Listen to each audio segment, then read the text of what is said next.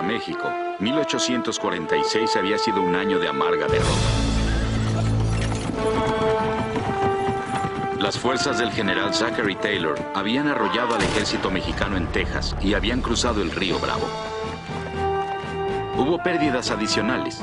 El presidente de Estados Unidos, James K. Polk, había enviado al ejército del oeste dirigido por Stephen Kearny a ocupar Nuevo México. En unos meses, California caería también.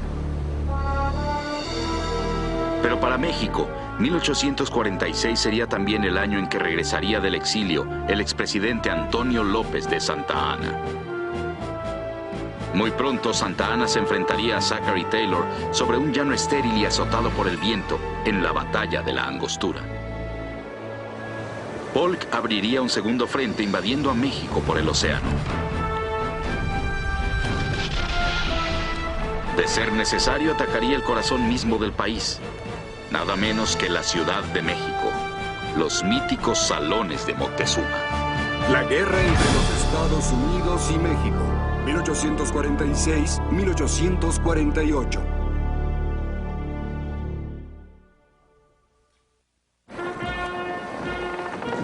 En agosto de 1846, un navío de La Habana, Cuba, se hizo a la mar para atravesar el Golfo de México con rumbo a Veracruz. A bordo se encontraba un hombre confiado en que se convertiría en el redentor de su patria. Se trataba del expresidente de México en el exilio, Antonio López de Santa Anna. El gobierno mexicano de Mariano Paredes había sido derrocado recientemente y los seguidores de Santa Anna clamaban por su retorno. Necesitamos un general que sea capaz de conseguir un ejército sin dinero, que tenga suficiente, digámoslo de alguna manera, carisma para traer soldados, para hacerlos luchar sin efectivo, sin entrenamiento, sin nada, y que sea capaz de unificar determinados grupos. En una fecha anterior, ese mismo año, Santa Anna había enviado a un agente confidencial a entrevistarse con el presidente James K. Polk de Estados Unidos. El agente llevaba una propuesta sorprendente. Si Polk le abría un paso por el bloqueo que Estados Unidos mantenía en las costas de México, Santa Anna intentaría consumar la venta de California a los Estados Unidos. Los términos de la oferta eran vagos. En Estados Unidos muchos aún recordaban el Álamo y Goliat y odiaban a Santa Anna. Pese a todas sus dudas, Polk aceptó la oferta. Al enfrentar a Santa Anna con Polk, uno está enfrentando a un oportunista con otro. Ambos ostentan ese rasgo como parte de su maquillaje. Si bien Santa Anna volvía a México sin una idea clara de qué hacer, Polk lo estaba utilizando deliberadamente para obtener algo que no había podido ganar de ningún otro modo. Esto es, que México negociara. Claro está que lo que le faltó prever fue que Santa Anna realmente lograría enardecer a la población. Esto era el peligro, pero Polk no se dio cuenta de la magnitud de este riesgo. Tras un exilio de año y medio, Santa Anna volvía a casa. Por órdenes de Polk, la Armada estadounidense le permitió cruzar el bloqueo. En Veracruz, Santa Anna saludó a la pequeña cuadrilla reunida para darle la bienvenida. Mexicanos, hubo un día en que me habéis llamado el soldado del pueblo. Permitidme asumir este nombramiento una vez más y me dedicaré hasta la muerte a la defensa de la libertad y la independencia de la República. La llegada a casa no fue fácil. Menos de 2 años atrás, la forma en que Santa Anna abusó del poder presidencial había causado que una muchedumbre furiosa destruyera su estatua, exhumara su pierna perdida en combate y la arrastrara por las calles de la Ciudad de México. Ya para entonces corrían rumores de que Santa Anna podría haber pactado con Polk. La gente no sabe si es cierto, pero los políticos tienen desconfianza de Santa Anna.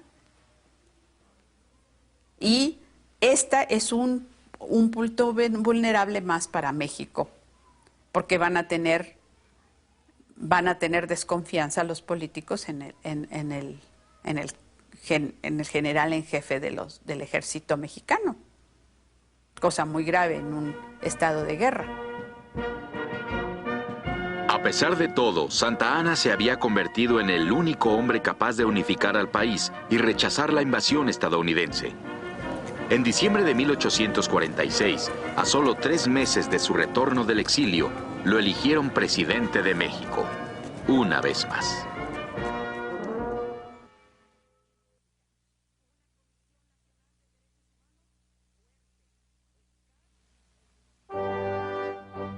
En todo el ejército de Estados Unidos, un hombre destacaba por ser el general más capaz de ganar la guerra a México. El presidente Polk lo odiaba terriblemente. Su nombre era Winfield Scott, y era el comandante en jefe de las Fuerzas Armadas. Héroe de la guerra de 1812 y estratega prodigioso, Scott había viajado 2 veces a ultramar para estudiar las tácticas militares europeas. Algunos lo consideraban brillante y carismático. A otros les parecía fastidiosamente pomposo y vano.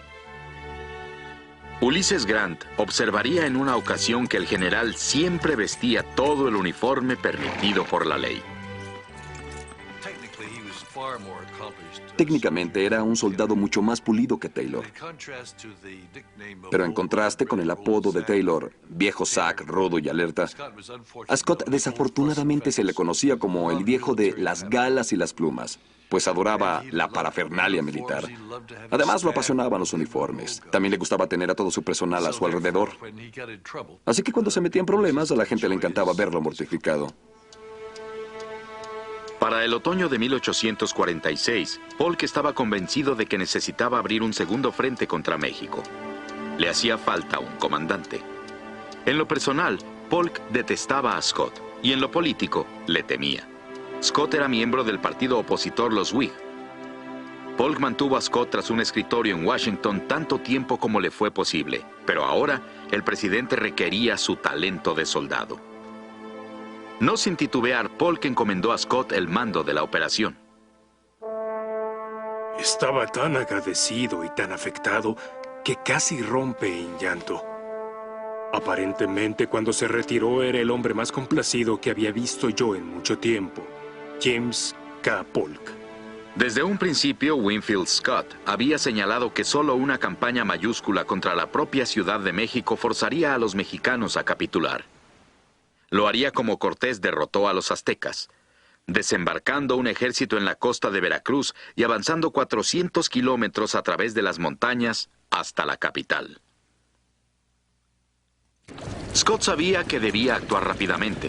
Veracruz era famosa por sufrir epidemias de malaria y fiebre amarilla en la primavera. Un ejército invasor tendría que capturar Veracruz y avanzar a tierras más altas antes de esa estación. El general necesitaba tropas inmediatamente. Las disponibles y con más experiencia se encontraban acantonadas en el norte de México. Las huestes de Zachary Taylor. Taylor había erigido su base en Saltillo, una capital provinciana cerca de 100 kilómetros al sudeste de Monterrey. En enero de 1846 recibió una carta de Scott. Mi estimado general, me veré obligado a privarlo de la mayor parte de sus galantes oficiales y de los hombres a quienes usted ha comandado durante tanto tiempo y con tanta nobleza. General Winfield Scott. Taylor se alteró tanto que uno de sus asistentes lo vio poner una cucharada de mostaza a su café. Jamás había concebido tal menoscabo de mi ejército. La simple idea de seguir avanzando con lo que resta de estas fuerzas es demasiado descabellada para contemplarla siquiera un instante. General Zachary Taylor. Aún en su máxima expresión, el ejército de Taylor siempre se había visto en desventaja numérica. Entonces, con sus tropas reducidas a 5,000 voluntarios inexpertos, el general sabía que se encontraba peligrosamente expuesto. Lo que no sabía era que Santa Anna también se había percatado de eso. Para esos momentos, en enero de 1847, Santa Anna se encontraba en San Luis Potosí, al norte de la Ciudad de México, donde había logrado reclutar un ejército de 20,000 soldados. Algunos testigos observaron cómo los oficiales organizaban a reclutas tan inexpertos que muchos de ellos nunca habían tomado un fusil. Las tropas no estaban listas, pero Santa Anna se sentía obligado a ponerse en camino. Aún era víctima de sospechas respecto a sus tratos con Polk. Sus críticos inquirirían por qué no había luchado aún contra el enemigo. Gracias a la captura de algunos documentos, el general estaba al tanto de la invasión que Scott planeaba iniciar por Veracruz. En ese momento se enfrentaba a una decisión crucial. Era necesario impedir la incursión en Veracruz, pero una rauda victoria contra las debilitadas fuerzas de Taylor acallarían a quienes aún ponían en duda su liderazgo. Marchar hacia el norte en pleno invierno era un albur, pero Santa Anna estaba dispuesto a tomar ese riesgo. Era el momento de afrontar al ejército de Taylor y destruirlo.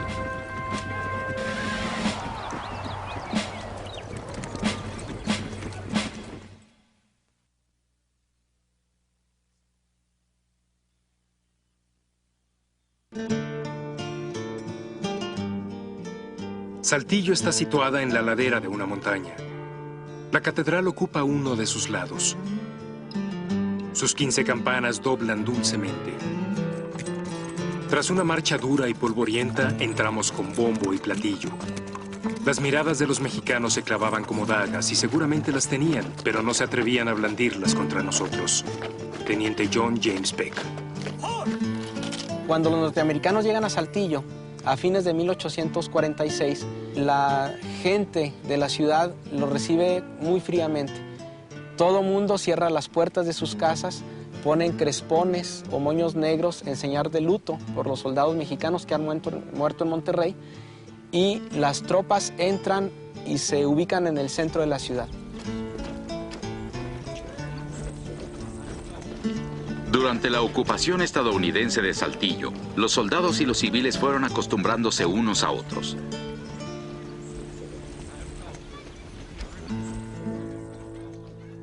El teniente John Peck se hizo tiempo para apreciar los alrededores. Las damas de Saltillo son bellas. Tienen formas elegantes y se mueven con esa agilidad y esa gracia tan peculiares de las castellanas. Con frecuencia se les oye pulsar la guitarra. Cuando voy a comer paso al lado de criaturas hermosas. Lo único que puedo decir es buenos días y buenas tardes. No menos romántico, pero mucho más audaz, era un voluntario originario de Boston, el soldado Sam Chamberlain.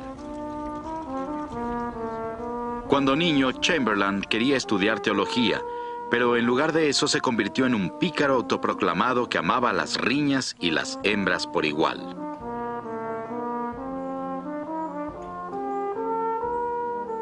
Era un artista autodidacta, y a la postre escribiría un recuento primorosamente ilustrado de sus aventuras de guerra. De acuerdo con lo que él denominó su confesión, Chamberlain no se perdía nunca un fandango mexicano, nunca peleó contra hombre alguno a quien no venciera y rara vez conoció a una mujer que se resistiera a sus encantos.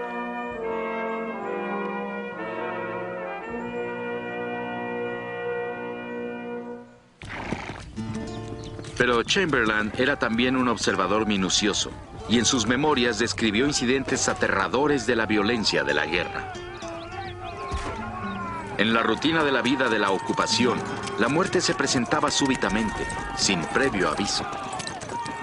La guerrilla mexicana atracaba las caravanas de provisiones estadounidenses o secuestraba soldados solitarios, abandonándolos muertos y desfigurados. Los civiles mexicanos estaban entre la espada y la pared.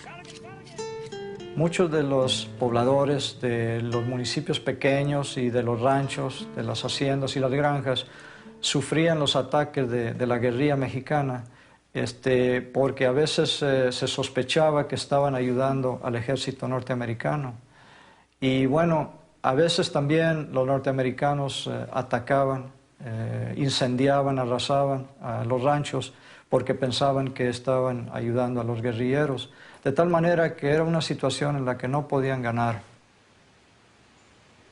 A medida que la ocupación continuaba, para Taylor era cada vez más difícil mantener la disciplina entre sus filas. Chamberlain escribió que los soldados más violentos y abusivos eran los voluntarios de los estados del sur. Considerando a los mexicanos como pertenecientes a la misma clase social que sus propios esclavos negros, los saqueaban, los maltrataban. Nos veíamos obligados a patrullar el campo millas a la redonda para proteger a los pobres habitantes y arrestar a esos héroes. En una de las ocasiones en que los civiles mexicanos se defendieron y mataron a un soldado estadounidense, unos voluntarios de Arkansas, conocidos como los Rackensackers, buscaron venganza. Sam Chamberlain estaba patrullando cuando oyó disparos en las colinas.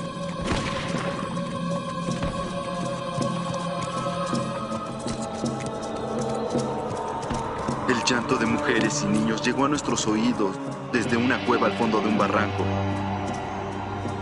Presenciamos una escena aterradora. La cueva estaba repleta de voluntarios gritando como endemoniados, mientras sobre el suelo pedregoso yacían en un mar de sangre más de 20 mexicanos, algunos moribundos, otros ya muertos.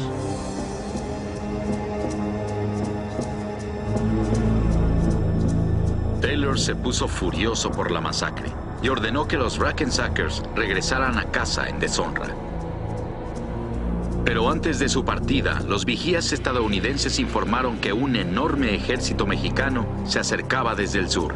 Se trataba de Santa Ana, y Taylor necesitaría cada hombre que tenía.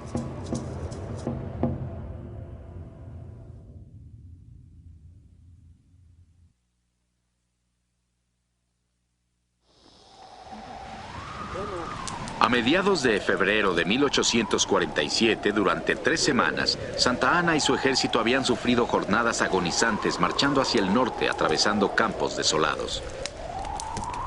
El teniente segundo Manuel Balbontín, sobreviviente de la batalla de Monterrey, temía morir congelado. Mucho frío, viento y nieve. La noche anterior habían muerto de frío algunos soldados y algunas mujeres. La tropa hambrienta y aterida de frío se resistía a marchar. La enfermedad, la deserción y la muerte habían causado ya muchas bajas. De los 20,000 hombres que iniciaron la marcha, solo restaban 15,000. Con los soldados viajaba un número desconocido de mujeres que decidieron marchar con el ejército para cuidar de sus hombres. Esas mujeres que a pie, con un enorme esfuerzo, llevando en la espalda a sus hijos y cargando los pequeños braseros para hacer la comida, acompañaban a los soldados y muchas veces ellas también morían. Morían de hambre, morían de enfermedades, morían de abandono, ¿no? De todas formas, Santa Ana obligaba a sus tropas a continuar la marcha hacia el norte, esperando sorprender al ejército de Taylor en Agua Nueva, al sur de Saltillo. Pero el general estadounidense lo esperaba en un sitio donde el camino a Saltillo atravesaba un paso estrecho que los mexicanos denominaban la Angostura. Los soldados estadounidenses le decían Buenavista por una hacienda cercana. La elección resultó afortunada. La planicie tenía profundos surcos y estaba rodeada por colinas y hondonadas. El escarpado terreno daría al traste con las mejores tropas de Santa Ana, la caballería. Sería casi imposible tomar las colinas. Por eso era defendible. Si uno ocupa las tierras altas, es fácil mantener las barrancas. Uno puede defenderse de un ejército mucho mayor. Eso fue exactamente lo que hizo Taylor. Gracias al atinado consejo de John E. Wool, que era muy buen soldado. Esa noche una terrible tormenta invernal sopló sobre los soldados, estremeciendo el cielo con truenos y relámpagos. Ambos bandos se recostaron junto a sus fusiles sin disparar, temblando de frío bajo los vientos gélidos. Al amanecer se asomó un día claro y helado. Las tropas de Taylor podían ver que su desventaja numérica era de 3-1. La mayor parte de ellos eran voluntarios que jamás habían estado en batalla. Los clarines sonaron entre las filas mexicanas. El soldado Chamberlain miraba azorado cómo el llamado pasaba de una unidad a la otra. Una procesión de dignatarios eclesiásticos con toda la primorosa parafernalia de la Iglesia Católica avanzaba entre las filas, precedida por bandas que tocaban un himno solemne. Su caballería era magnífica, unos 6,000, en uniformes azules de vivos rojos, con plumas y armas resplandecientes. Avanzaban sobre nosotros como si fueran a arrollar a nuestra escasa brigada y a terminar la batalla de un golpe. Soldado Sam Chamberlain.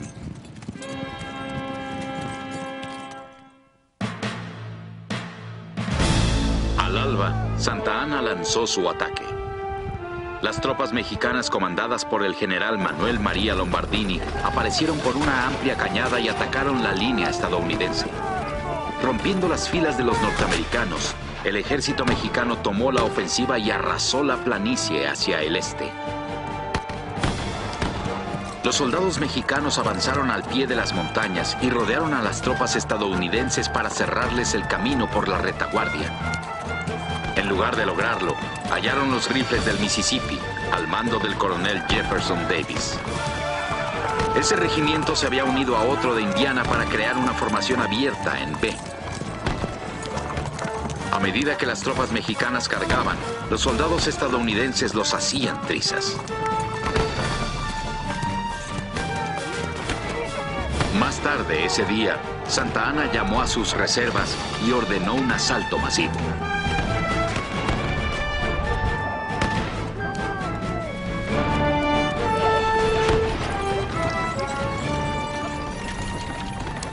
Pero una vez más la artillería estadounidense probó lo que valía.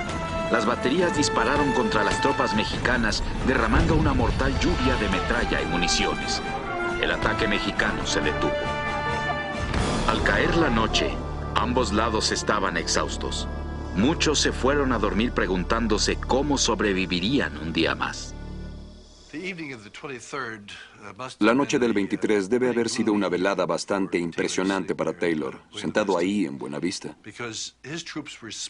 porque sus tropas estaban deshechas por aquel día de batalla. Él sabía que pese a haber rechazado los ataques de Santa Anna, aún se encontraba en una gran desventaja numérica. Los refuerzos no habían llegado en números importantes.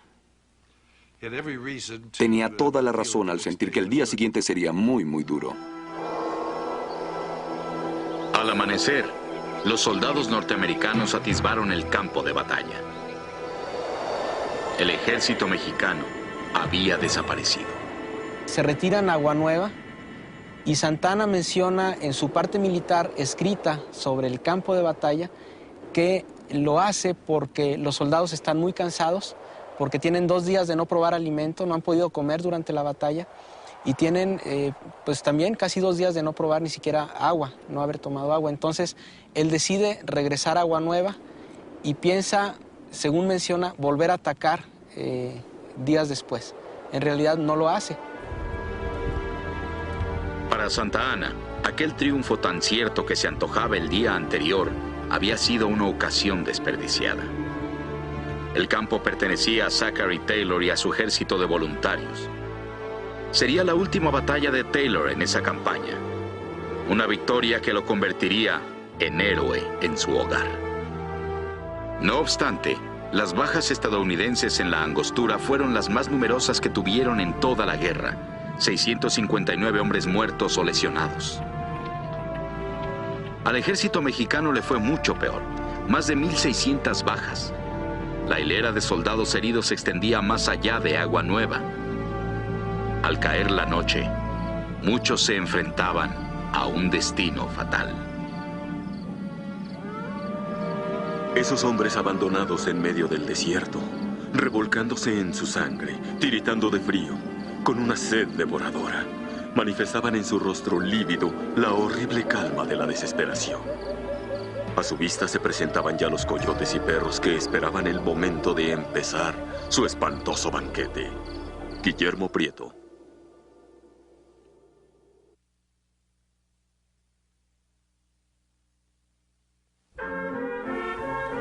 Las primeras noticias que llegaron a San Luis Potosí desde el campo de batalla de la Angostura informaban de una victoria de México.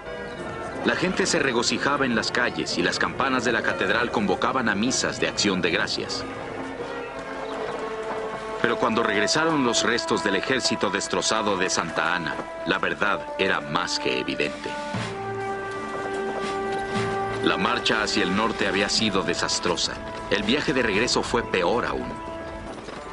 De los soldados que iniciaran la marcha tan solo 6 semanas antes, la mitad estaban muertos, heridos o desaparecidos. Para Santa Anna no había tiempo para reposar. En la Ciudad de México se había iniciado una revuelta contra su vicepresidente, Valentín Gómez Farías. Desesperado por dinero para pelear la guerra, Gómez Farías había intentado forzar a la iglesia a que contribuyera con más recursos. En respuesta, las unidades de la Guardia Nacional, apoyadas en parte por la iglesia, tomaron las calles como protesta. Muchos de los rebeldes eran de la clase adinerada. La gente les llamaba los polcos, porque la polca era el baile de moda entre los ricos. Para México, la rebelión de los polcos no podría haber venido en peor momento.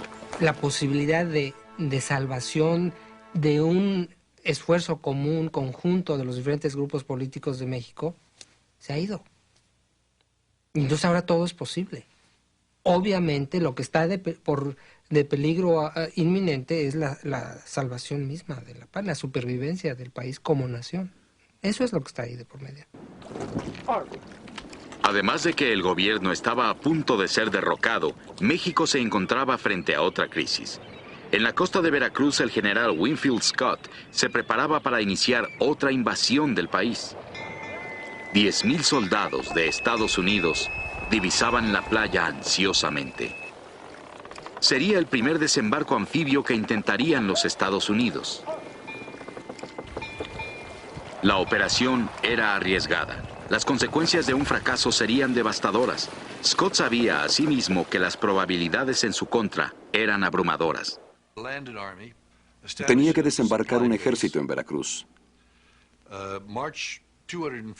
establecer una base de provisiones, marchar 400 kilómetros y tomar la capital de una nación hostil.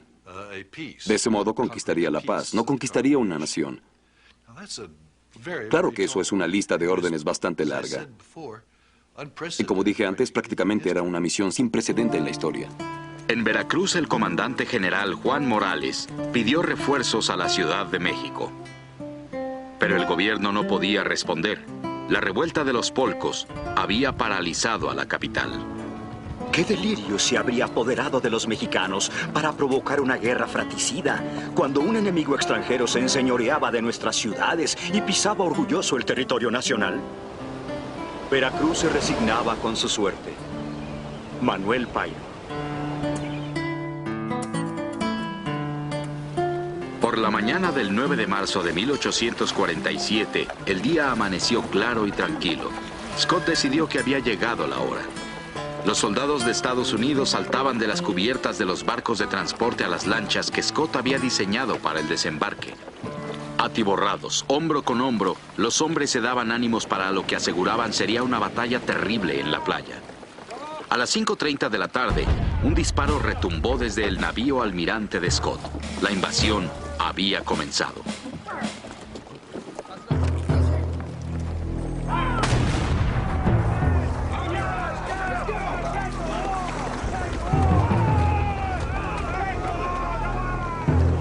Muy pronto los primeros soldados estadounidenses aparecieron sobre las olas y desembarcaron en la playa. Para su sorpresa no se disparó ni una sola bala. El general Morales y sus tropas permanecieron tras las gruesas murallas fortificadas de Veracruz, rogando aguantar hasta que llegaran refuerzos. Durante los 12 días subsecuentes, las tropas de Scott sitiaron la ciudad con pesadas baterías de metralla y morteros.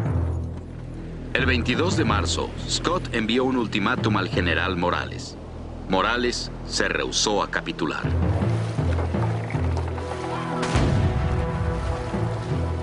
Al día siguiente, una batería de 6 grandes cañones navales repicaron con un revuelo de balas que se levantaban muy alto en el aire antes de caer sobre la ciudad. Las armas habían sido dispuestas por un ingeniero militar de 40 años de edad, originario de Virginia y de nombre Robert E. Lee. Los cañonazos disparados desde nuestra batería eran descargas constantes y regulares, tan bellas al volar y tan destructoras al caer. Fue horrible. Mi corazón sangraba por la población. Los soldados no me importaban tanto. Pero era terrible pensar en las mujeres y en los niños. El bombardeo continuaba día y noche. Por todos lados ardían mortíferos incendios. El hospital de cirugía que está situado en el convento de Santo Domingo sufre con el fuego. En el momento en que se opera a un herido, la explosión de una bomba apaga las luces. Cuando se encienden de nuevo, se halla al paciente despedazado y otros muchos heridos o muertos. José María Castillo Velasco. Durante 3 días y noches de horror, las armas estadounidenses dispararon cerca de 6.700 cañonazos a la ciudad. Para el 4.º día, los párrocos ya no se atrevían a salir para ungir los santos óleos a los muertos y a los moribundos. Finalmente la gente ya no soportó más. Veracruz capituló.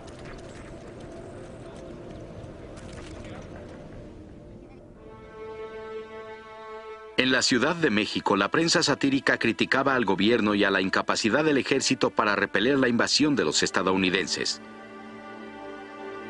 La capital seguía aturdida por la revuelta de los polcos. Una vez más sería Santa Anna quien lograra unificar temporalmente al liderazgo dividido del país. El presidente prometió proteger a la iglesia de sus enemigos en el gobierno, a cambio de que ésta le extendiera un préstamo para contribuir al financiamiento de la guerra. El académico y político José Fernando Ramírez criticó el préstamo de la iglesia como demasiado escaso y demasiado tarde.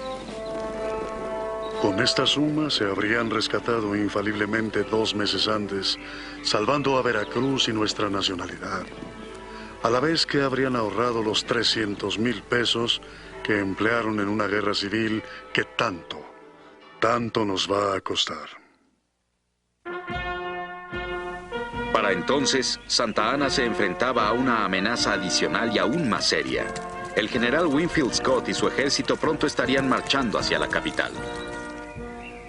El 2 de abril, con una muchedumbre deseándoles buena ventura por las calles, Santa Anna y 6,000 tropas abandonaron la Ciudad de México.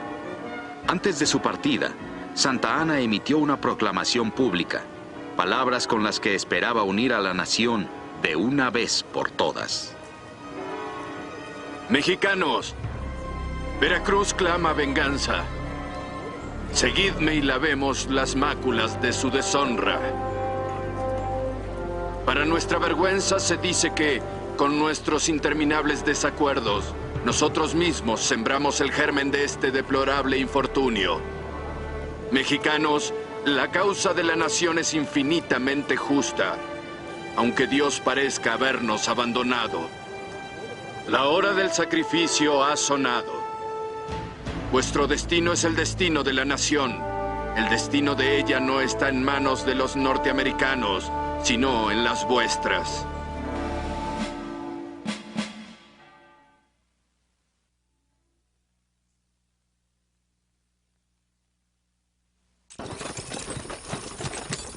A principios de abril, Santa Anna llegó a su hacienda, El Encierro.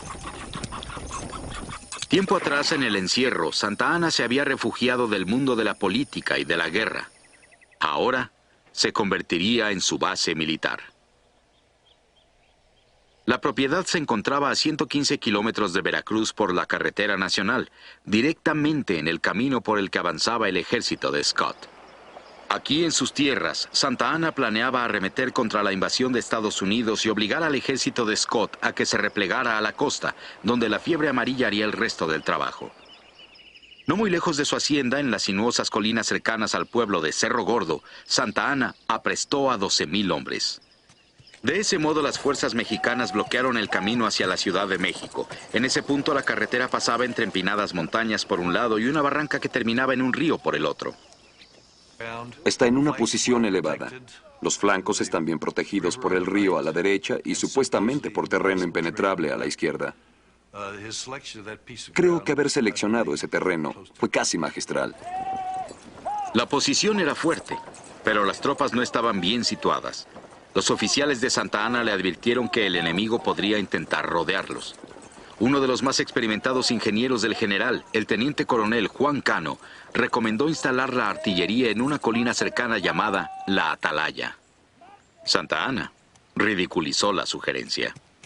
casi en todas las operaciones militares que libra él en su vida militar, se ve esta actitud de imponer su voluntad encima de todos, que era producto también de ese endiosamiento que le habían hecho a él, hacerlo creer el único, el mejor, ¿no? Y que eso ocurre cuando la gente se marea o se llena de esa droga terrible que se llama el poder. El 14 de abril, Winfield Scott llegó al paso de Cerro Gordo. Sus tropas llegaban a 8.500 contra las 12.000 de Santa Ana. Algunos de los oficiales de Scott recomendaron un ataque frontal. Por el contrario, Scott buscó la manera de hacer exactamente lo que el teniente coronel Juan Cano temía que hiciera: rodear a las fuerzas mexicanas y cortarles el camino por la retaguardia. Pero ellos no conocían el terreno. Scott ordenó a uno de sus mejores ingenieros, el capitán Robert E. Lee, que inspeccionara el área. En la madrugada del día siguiente, Lee salió sigilosamente del campamento para encontrar una vereda por las empinadas barrancas. En el curso de su reconocimiento, Lee se acercó tanto a las filas mexicanas que de pronto quedó atrapado en un sitio. Tuvo que esconderse durante horas tras un tronco.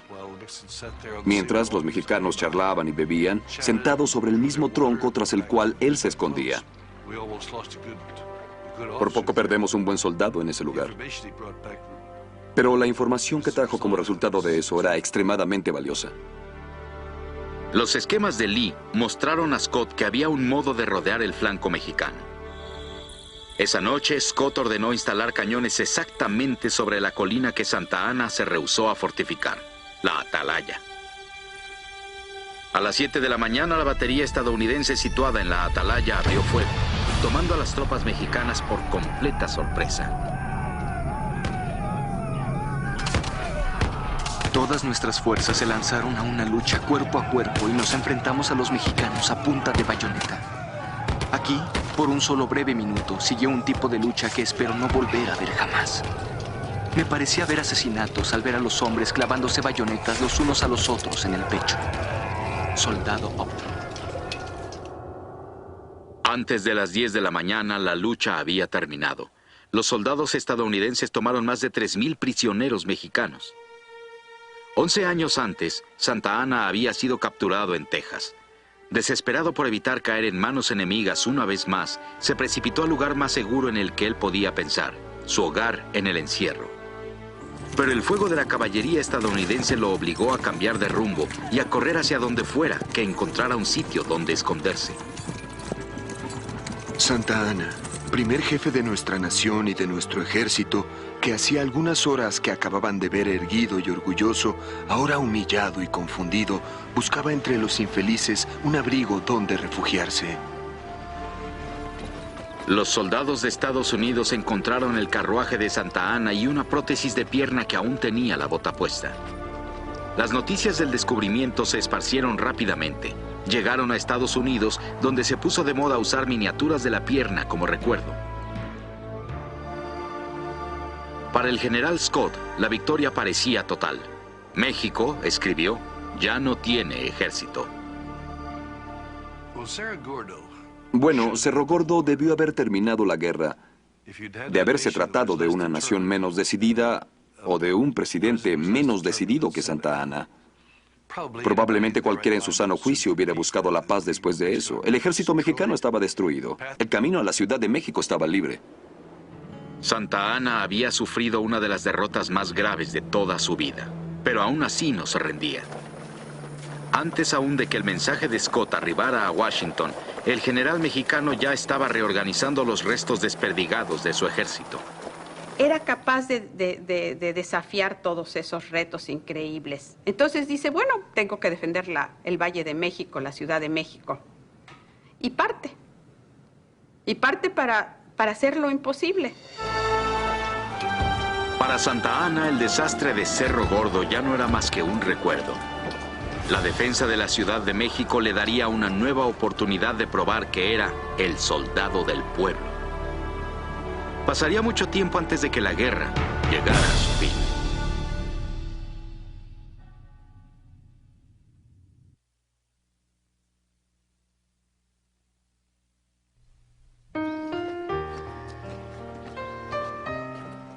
Querido padre, ¿qué te poseyó para enviarme hasta este lugar? Tus ideas de gloria militar definitivamente eran exageradas. No es divertido cortar cuellos. Ya lo comprobé. Le agradezco a mi madre sus consejos, pero no sirve de nada leer la Biblia entre espadas y bayonetas. Sea yo o sea el libro, uno de los dos está equivocado. Carta anónima publicada en el Yankee Doodle. A medida que se prolongaba la guerra con México, aparecieron voces de protesta en los periódicos, panfletos y revistas de Estados Unidos. La mayor parte de la población apoyaba la guerra, pero muchos habían esperado que la lucha terminara en unos cuantos meses. Para esos momentos, con costos y bajas crecientes, los políticos de oposición atacaban al presidente, denunciando lo que con desprecio llamaban la guerra del señor Polk. Polk se defendía cuestionando el patriotismo de sus críticos. ¿No podría encontrarse un método más efectivo para alentar al enemigo y prolongar la guerra que adherirse a esa causa y así darles asistencia y calma? Mucha de la oposición provenía de las fuerzas antiesclavistas que opinaban que la guerra era parte de una estratagema sureña para expandir la esclavitud. Entre los opositores del presidente se encontraba el liberto y líder abolicionista Frederick Douglass. La determinación de nuestro presidente esclavista para continuar la guerra y la probabilidad que logre privar al pueblo de sus hombres y su dinero para proseguirla queda en evidencia por la insignificante oposición que se une en su contra. Nadie parece atreverse a apoyar una paz a cualquier costo. Otro elocuente crítico de la guerra con México era un escritor de Massachusetts poco afamado en esa época, Henry David Thoreau. En un ensayo que posteriormente sería llamado Sobre la desobediencia civil, Thoreau reta a los estadounidenses a atender a su conciencia. Cuando en una nación que se proclama refugio de la libertad, una sexta parte de la población es esclava, y cuando nuestro ejército pisotea y conquista a un país extranjero y lo somete a la ley marcial, creo que no puede ser demasiado pronto para que la gente honesta se rebele y haga revoluciones. Esta nación debe dejar de tener esclavos y también de hacerle la guerra a México. No obstante, las protestas de los activistas pacifistas como Thoreau tenían muy poca influencia en el público en general, y el aguerrido presidente parecía más decidido que nunca.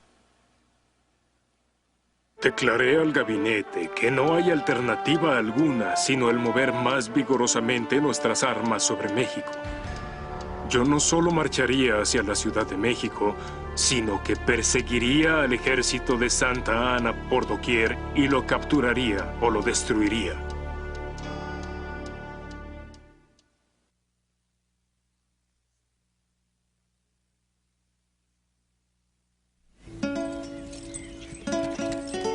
Entre las cimas de los dos volcanes, el Popocatépetl y el Iztaccíhuatl, con 60,000 residentes, Puebla de Los Ángeles era la segunda ciudad más grande en México. Situada en el camino entre Veracruz y la capital, Puebla era famosa por la cantidad de primorosas iglesias que aloja. Pero en esos momentos se encontraba en la senda de la guerra. El 15 de mayo de 1847, llegaron las primeras tropas estadounidenses. En punto del mediodía, la vanguardia del ejército invasor entró por el sur y marchó hacia la gran plaza de la catedral. Se quitaron las armas y fueron a buscar agua a una fuente cercana. Un voluntario de Carolina. En las calles se atiborraba la multitud, hasta donde alcanza a divisar el ojo. Nuestro pequeño ejército de 4,000 hombres se perdía completamente entre la muchedumbre que se agrupaba alrededor de nosotros, examinándonos tal como examinarían al ganado en un rastro. Capitán Kirby Smith. Lograda la ocupación de Puebla, Scott tomó unos días para descansar y reorganizar a sus tropas.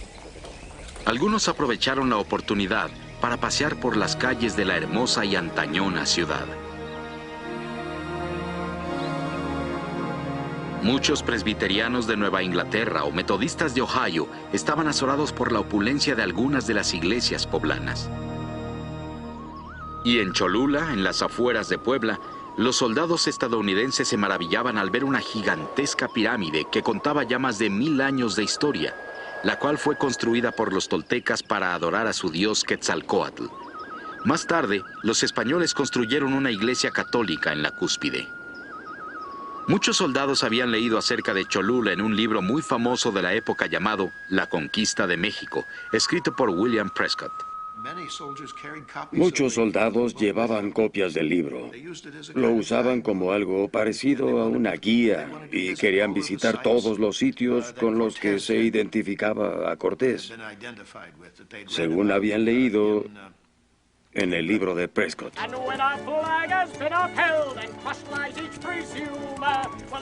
Inspirados por su papel en lo que ellos consideraban un grandioso drama histórico, los soldados de Estados Unidos hacían días de campo en la cima de la pirámide de Cholula y cobijaban sueños de gloria.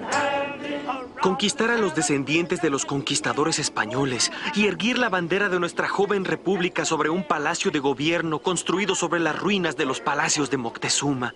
¿Qué proyecto más cautivador para una imaginación juvenil? Pero había otros, como el teniente John Peck, que al mirar el porvenir sabían que aun si les llegaba la gloria, habría que pagar un alto precio por ella. Nuestro destacamento es pequeño, no llega ni a los 10,000 hombres. El equipo para sitiar resulta inadecuado y las provisiones de munición son escasas. Confío en que no nos podrán vencer, pero la probabilidad de éxito es baja y el resultado lo habrá de decidir la bayoneta.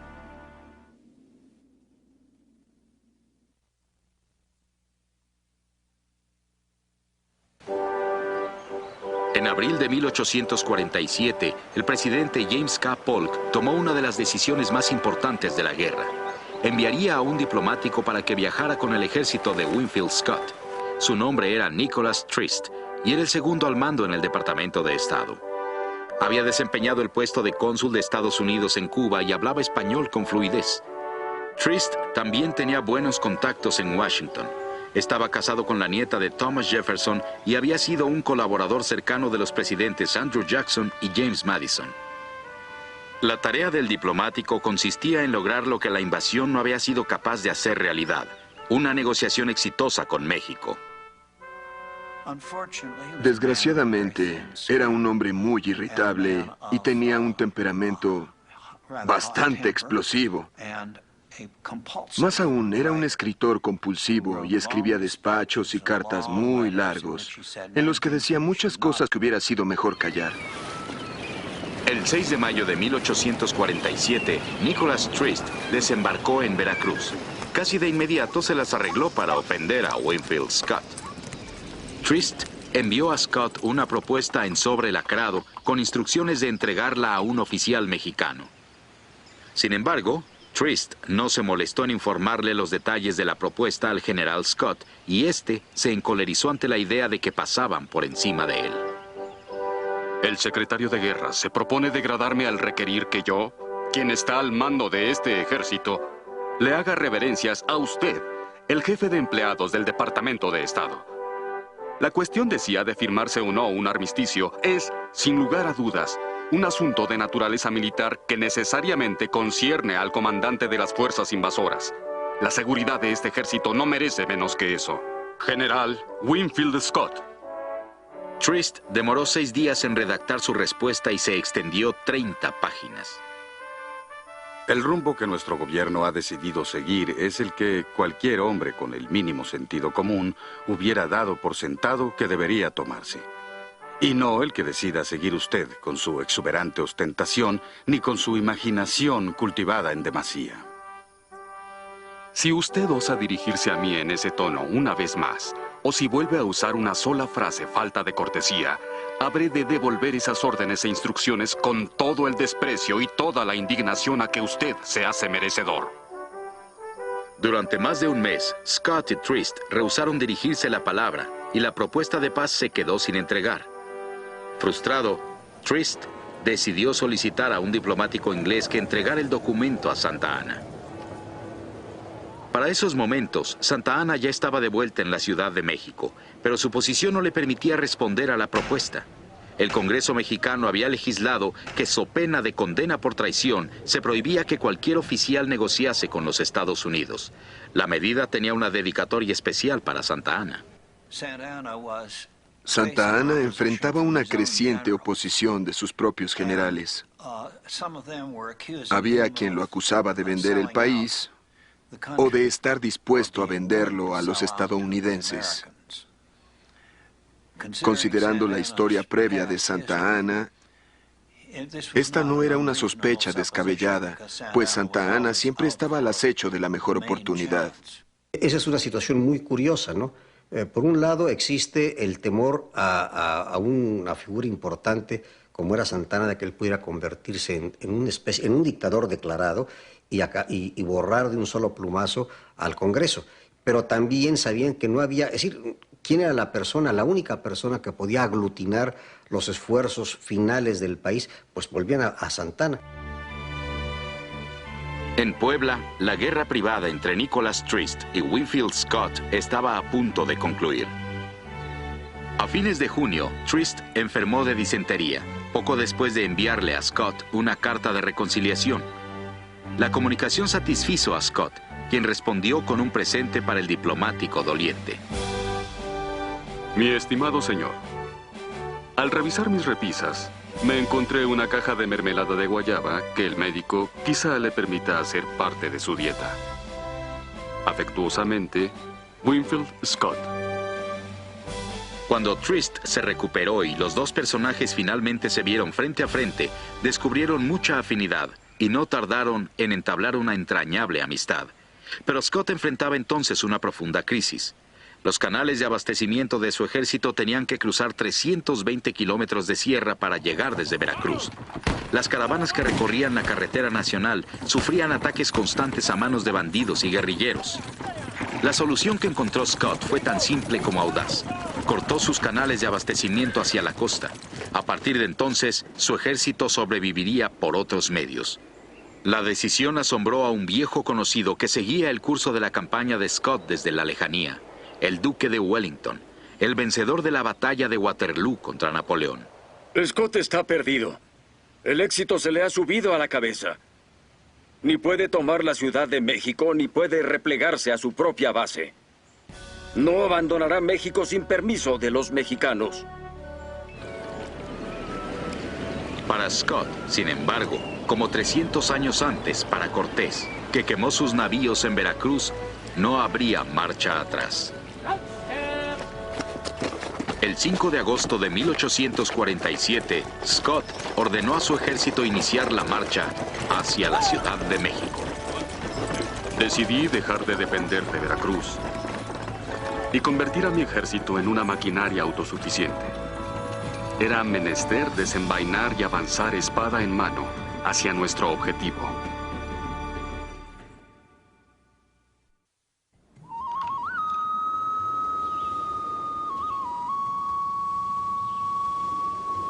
Estaban a 2 días de marcha de la ciudad de Puebla, a una altitud de más de 3,000 metros.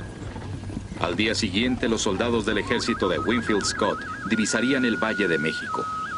Sabían que ahí se encontrarían con la Ciudad de México y con un ejército dirigido por el general Antonio López de Santa Anna. Mientras las tropas estadounidenses tiritaban de frío, quizá algunos tomaron sus copias de la historia de la conquista de México de William Prescott para leer lo que Cortés y sus hombres habían visto 300 años antes. El Valle de México, o Tenochtitlan, como los nativos lo llamaban usualmente, se extendía como un alegre y primoroso panorama frente a ellos. Y en el centro de la enorme hondonada, cual emperatriz india con su corona de perlas, la famosísima Venecia de los aztecas. Tal fue la bella visión que presenciaron los conquistadores. La guerra entre los Estados Unidos y México, 1846-1848. El 10 de agosto de 1847, el general Winfield Scott y su ejército marcharon desde las montañas para descubrir 1000 metros abajo al Valle de México. Y cerca del centro, el objeto de todos nuestros sueños y esperanzas, afanes y peligros. Lo que alguna vez fuera el magno trono de Moctezuma. Probablemente ni un hombre en la columna pudo evitar decirle a su compañero o a sí mismo: esa espléndida ciudad pronto será nuestra. General Winfield Scott. No todos los soldados se sentían tan confiados como su comandante. Aún desde la distancia podían ver que la Ciudad de México no sería fácil de capturar. La capital estaba rodeada de lagos y cenagales. Solo 8 calzadas cruzaban las aguas, entrando cada una a la ciudad a través de una garita fortificada. En desventaja numérica y sin la más leve esperanza de recibir refuerzos, los estadounidenses sabían que sería imposible replegarse. Para el capitán Kirby Smith, la baja probabilidad de sobrevivir estaba demasiado clara.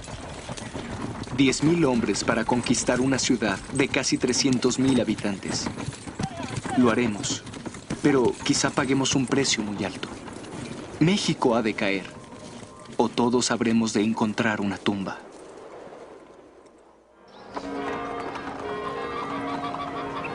En la Ciudad de México, las campanas de las iglesias emitieron una alarma frenética que hacía eco por las calles. Lo inconcebible se había hecho realidad. Las tropas yanquis se aproximaban a la capital.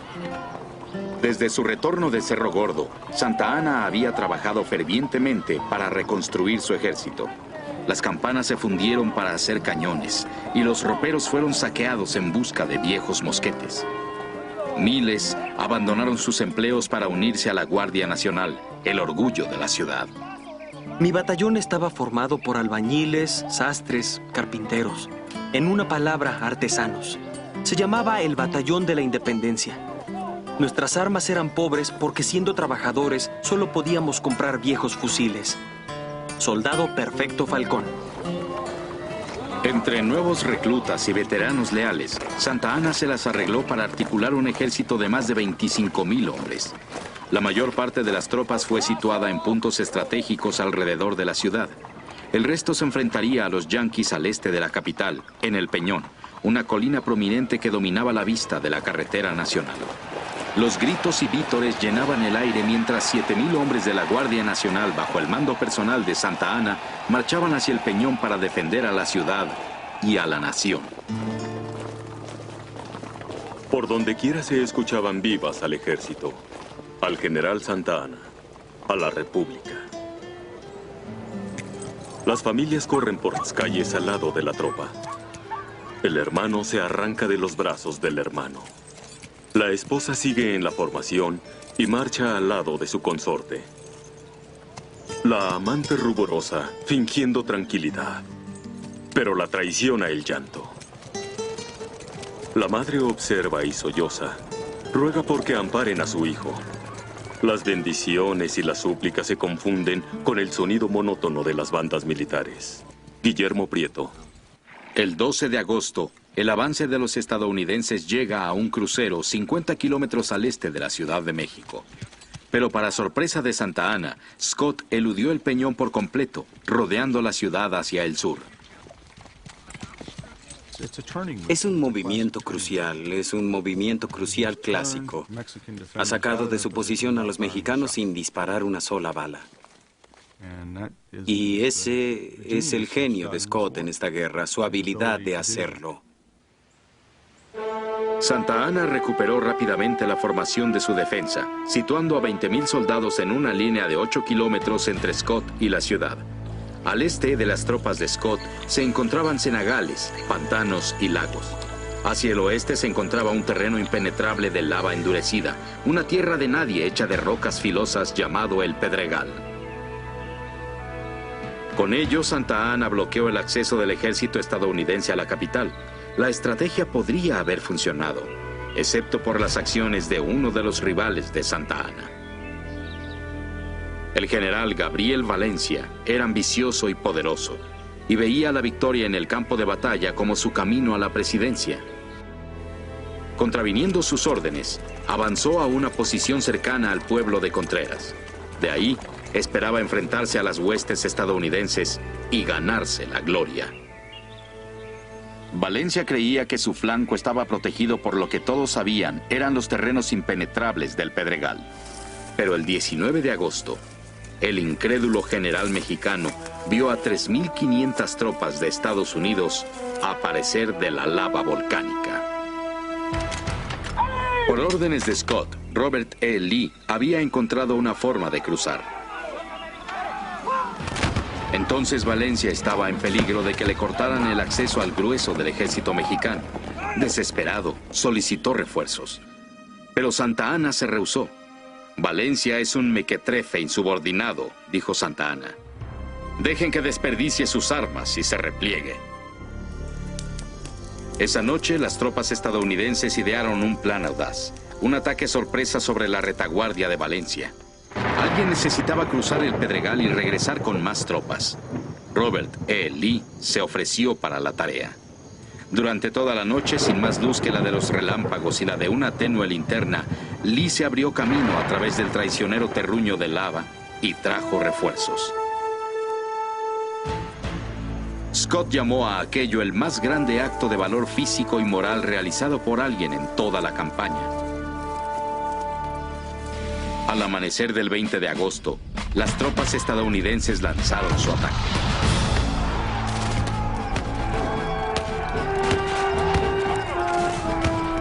La batalla duró solo 17 minutos. 700 soldados cayeron, otros 813 fueron tomados prisioneros, entre ellos 4 generales. Lo que ha ocurrido es el resultado de la estupidez cometida por el desobediente Valencia y la inconcebible conducta de Santa Anna al permanecer como observador inmóvil viendo cómo se arruinaba su rival. No fue esta la primera vez, ni será la última que el criminal deseo de los generales por superarse unos a otros resulte en la ruina de una nación. Manuel Gómez Pedraza. La retirada de Valencia esparció el pánico entre las filas mexicanas. Muy pronto el camino a la Ciudad de México estaría repleto de soldados que huían. Las tropas de Scott cedieron a la persecución. Sonó el paso redoblado y todos marcharon presurosos. Muy pronto alcanzamos el camino y se inició una persecución tenaz. Capitán Kirby Smith. La clave de la retirada a salvo del ejército mexicano era cruzar el río Churubusco. Santa Anna ordenó que el puente se mantuviera a cualquier costo. Desde atrás de las murallas fortificadas de un exmonasterio, los disparos mexicanos rebotaban en el suelo intentando contener el avance de las tropas de Estados Unidos. Inmediatamente frente a nosotros, a unos 500 metros, el clamor del fuego de los mexicanos excedía cualquier cosa que jamás hubiésemos oído. Estábamos expuestos a un horrendo fuego cruzado que difícilmente resistiríamos. Capitán Kirby Smith. Las cabezas de las columnas fueron barridas como polvo y las compañías cortadas en pedazos. El teniente Holloway fue alcanzado mientras hablaba conmigo y yo pensé en el pasaje. Uno será llevado, otro permanecerá. Teniente John James Peck. Poco a poco, el fuego de las armas mexicanas situadas en el monasterio y sobre el puente comenzó a atenuarse. ¡Parque! ¿En dónde está el parque? Estas palabras se oían en todas partes. Los soldados de un punto venían a otro para preguntar a sus compañeros si tenían cartuchos. Soldado Perfecto Falcón. El coronel Juan Cano, el ingeniero que había aconsejado a Santa Anna en Cerro Gordo, era el responsable de la fortificación del monasterio. Después de mortal espera, Santa Anna envió un carro de municiones. Se precipitaron a él. Las balas eran para armas de mayor calibre. Entonces, se cuenta, trataron a aquellos desesperados de cargar sus fusiles con piedras. Teniente Coronel Juan Cano. Una y otra vez ondearon banderas blancas en el monasterio, solo para verlas destrozadas por los soldados del batallón de San Patricio, desertores norteamericanos que habían cambiado al bando mexicano. Muchos de ellos eran irlandeses, la mayoría católicos. El batallón de San Patricio, desertores norteamericanos conscientes de que enfrentarían la horca si los capturaban, realmente fortalecieron la columna vertebral de la resistencia. Y eso resultó ser una batalla más seria que lo que Scott tenía razón alguna de esperarse.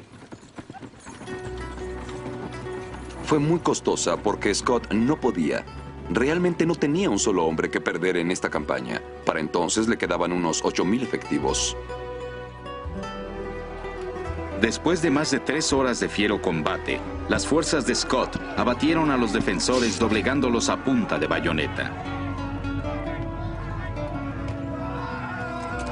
El día de la batalla, desde Contreras hasta Churubusco, dejó a su paso una huella de cadáveres que se extendía por varios kilómetros. Los norteamericanos sufrieron más de 1,000 bajas. Santa Anna perdió 10,000 hombres, un tercio de su ejército. 3,000 fueron tomados prisioneros, incluyendo a 8 generales, 2 de ellos expresidentes de México. Perfecto Falcón, del Batallón Independencia, logró escapar.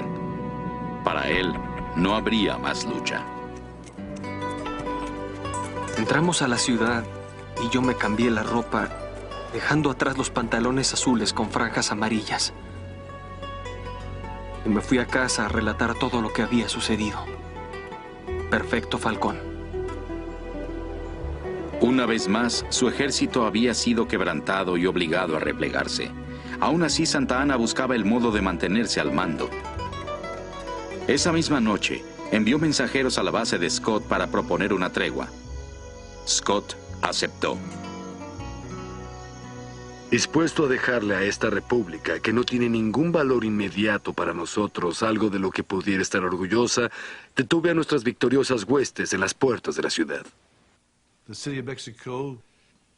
La Ciudad de México estaba abierta de par en par para Scott después de Churubusco. Y él se detuvo por razones políticas para darle a Santa Anna una posibilidad de sobrevivir, de modo que él tuviera alguien con quien negociar. Desde una azotea de la capital, José Fernando Ramírez había visto la contienda. En esos momentos, junto con el resto de la Ciudad de México, esperaba a ver qué sucedería. El porvenir es el que me espanta. Ni aún siquiera vislumbro lo que será de nosotros. Avise a las personas de mi familia que estoy sano y salvo de cuerpo. Mi alma está destrozada.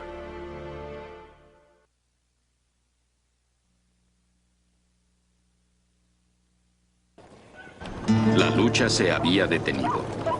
En esas tristes horas, las otrora alegres calles de la Ciudad de México estaban extrañamente silenciosas.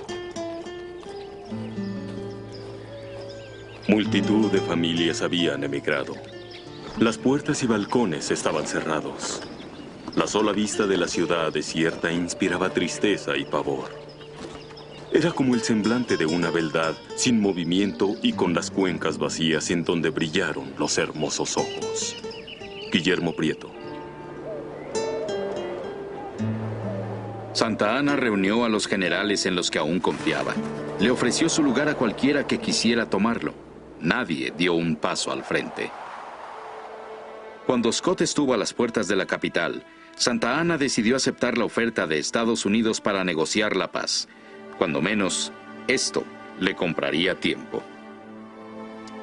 El 27 de agosto, el diplomático estadounidense Nicholas Trist y 4 comisionados mexicanos iniciaron negociaciones. Pero el esfuerzo estaba condenado al fracaso. Trist solo podía ofrecer la paz en la condición de que México cediera territorio. Y Santa Anna no podía acceder sin que lo acusaran de traición. Ningún otro político mexicano se atrevió a arriesgar su carrera apoyando un convenio. Esta incapacidad de tomar una decisión de esa magnitud es muy reveladora de la situación política del momento en México.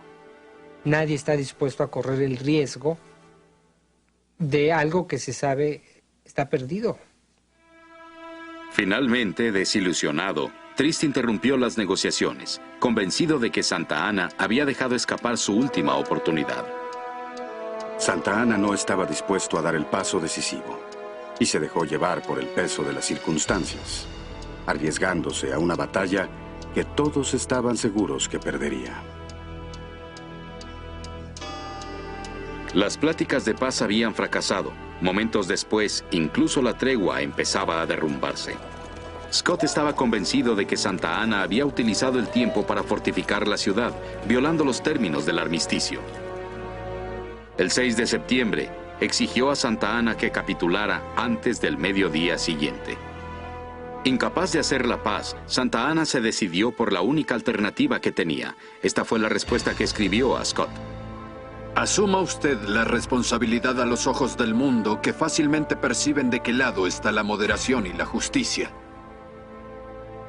Y lucha hasta el último momento. Y en ese sentido era sí un poco como los mexicanos de ese momento. Hay que agotar todas las posibilidades. Una vez más, los soldados de ambos lados se prepararon para la lucha. Mi nunca olvidada y adorada Catita. Aunque los yanquis entrarán a la Ciudad de México, eso no significa que conquistarán a la nación mexicana. Estos malvados solo serán amos del territorio sobre el que caminan.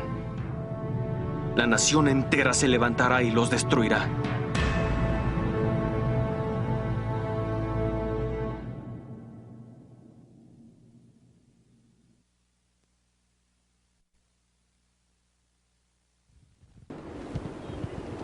La tregua llegó a su fin.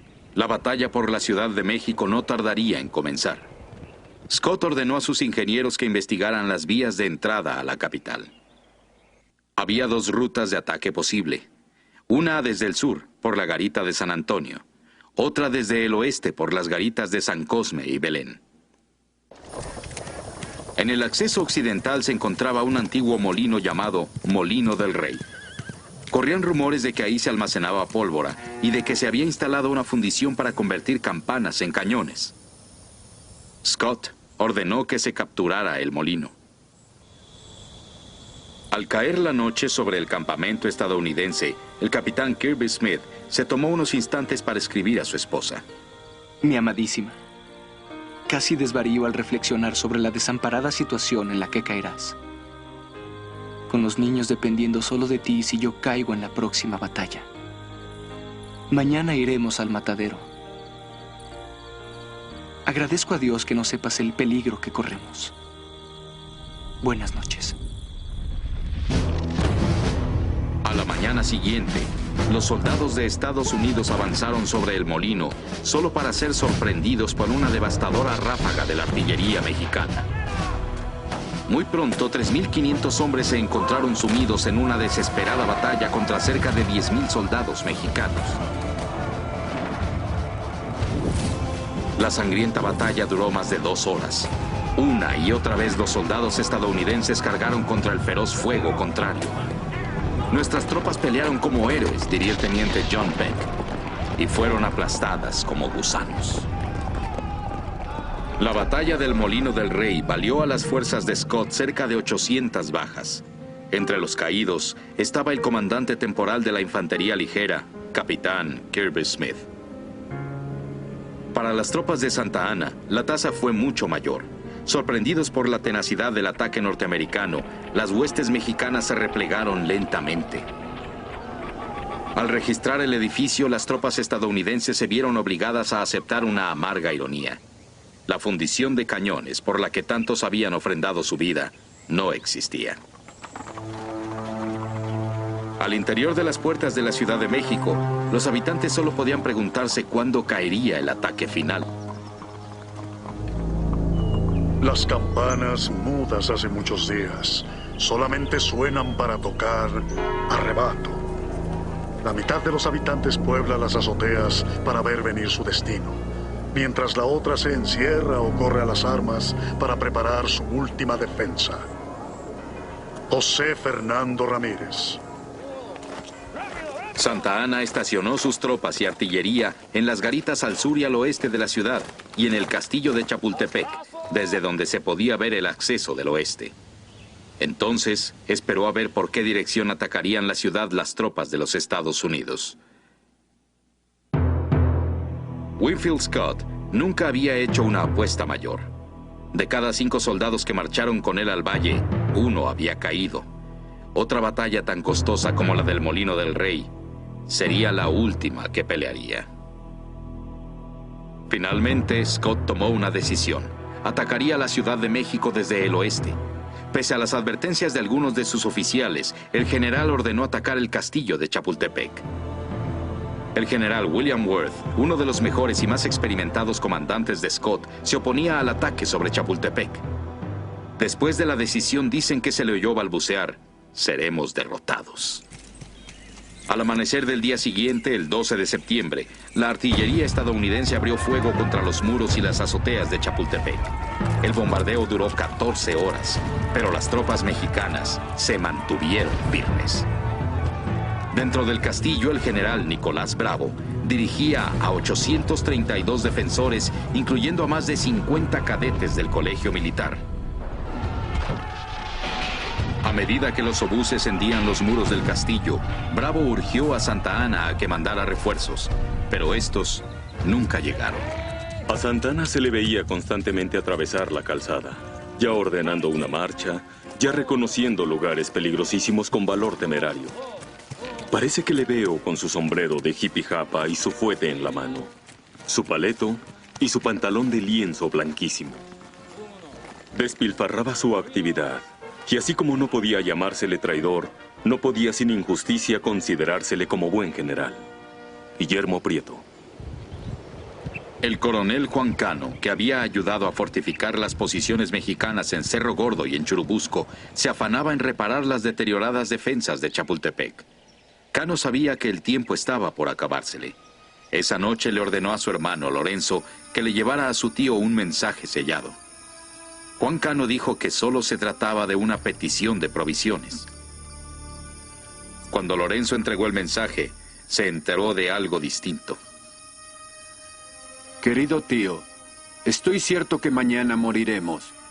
Y como no quiero dar a mis ancianos padres la imponderable amargura de recibir al mismo tiempo la nueva de la muerte de 2 de sus hijos, le suplico detenga a mi hermano Lorenzo, que está empeñado en permanecer a mi lado y que estoy seguro perecería conmigo si se quedara en Chapultepec. Juan Cano. Al rayar el alba, la infantería estadounidense avanzó hacia el castillo. Guillermo Prieto observó cómo los soldados marcharon a través de un bosque que data del tiempo de los aztecas. Mi bosque, mi vergel de niño, mi recreo de joven.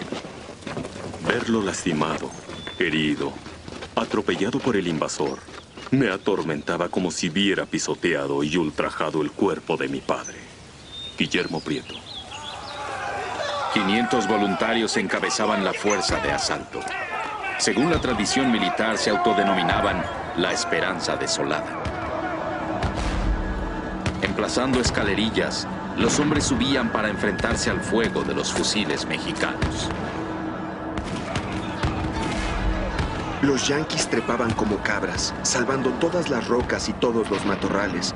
Entraban por la puerta principal de la Plaza Mayor, arrasando todo a su paso. Allí se encontraron al coronel Cano. Él estaba parado ahí, resuelto, con el arma en la mano. 2 de ellos le pidieron la espada. Le cerró la boca con el arma. Ellos se abalanzaron sobre él y lo mataron. En lo más álgido de la batalla, 400 francotiradores mexicanos del batallón de San Blas avanzaron sobre la ladera de la colina en un valiente intento por unirse a sus camaradas. Pero los refuerzos llegaron demasiado tarde y la mayoría fue repelida intentando subir al castillo. El ataque a Chapultepec terminó con una lucha mano a mano que dejó con vida solo a un puñado de los defensores mexicanos. Entre los caídos se encontraban algunos de los cadetes, el más joven, de solo 13 años de edad. Se dice que 6 de ellos prefirieron la muerte a la rendición. Ellos se convertirían en héroes nacionales de México, los niños héroes de Chapultepec. Cuenta la leyenda que uno de ellos, Juan Escutia, se envolvió en la bandera de México y se precipitó a la muerte, arrojándose desde lo alto de un muro del castillo.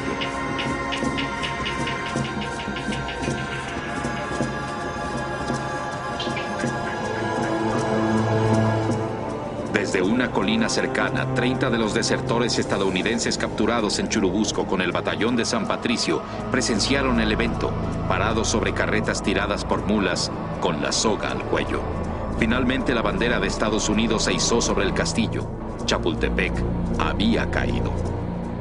Mientras ondeaba la bandera de las barras y las estrellas, el oficial encargado de la ejecución dio la señal y las carretas avanzaron.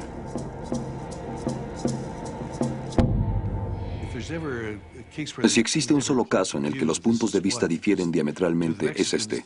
Pues para los mexicanos, los de San Patricio son patriotas. Muy pocos militares norteamericanos sentían la mínima simpatía por ellos. Una vez eliminada la amenaza del castillo de Chapultepec, las tropas de Scott se abrieron camino hacia el oeste. Para el anochecer habían ya tomado ambas garitas, la de San Cosme y la de Belén. Esa noche, Santa Anna se reunió con sus más importantes comandantes y con varios líderes políticos para decidir el destino de la ciudad. Yo creo que de los momentos más trágicos en la historia de México es justamente esa noche del 13 de septiembre, cuando justamente el último recurso, la última posibilidad, o casi la última posibilidad, de la defensa de la Ciudad de México, se había agotado. Y evidentemente para el hombre, para el general Santa Anna, es terrible tener que aceptar que volvió a fracasar.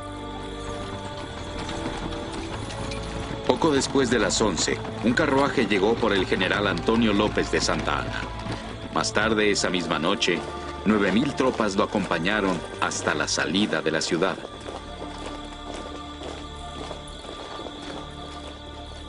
La madrugada siguiente, a las 4 de la mañana del 14 de septiembre, una delegación de líderes de la ciudad se presentó en la base de Scott a capitular. En el curso de las siguientes horas, el ejército del general Scott entró a la Plaza de Armas, el corazón de la capital, celebrando su triunfo. Desde un sitio que nadie se esperaba, se levantó cierta resistencia. Santa Anna había vaciado las cárceles y los prisioneros aunados a miles de mendigos e indigentes recorrían las calles. Muy pocos tenían algún arma. La mayoría solo podía arrojar piedras a los invasores. Es triste decir que este generoso esfuerzo de las clases bajas fue amargamente denunciado por las clases privilegiadas. Gente que podía ver con indiferencia la humillación de su patria mientras pudieran preservar sus propios intereses y comodidades. Guillermo Prieto.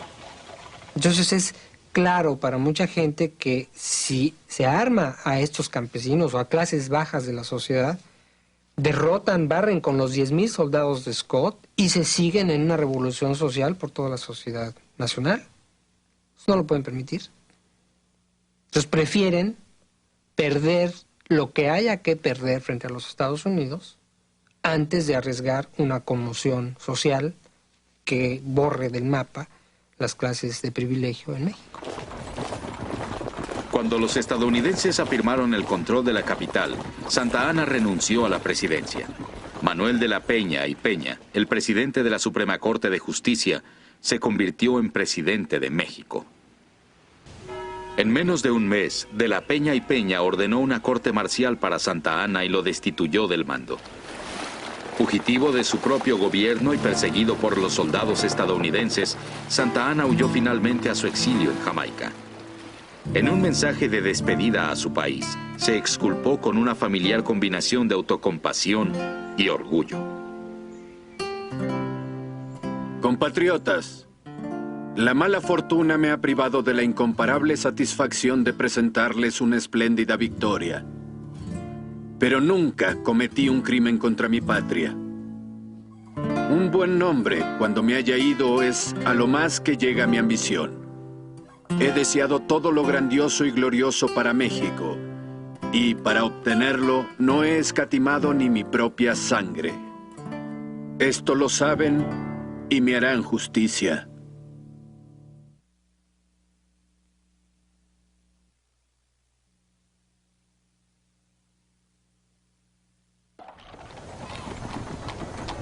Aún con las tropas estadounidenses controlando la Ciudad de México, Winfield Scott se enfrentaba a una situación peligrosa.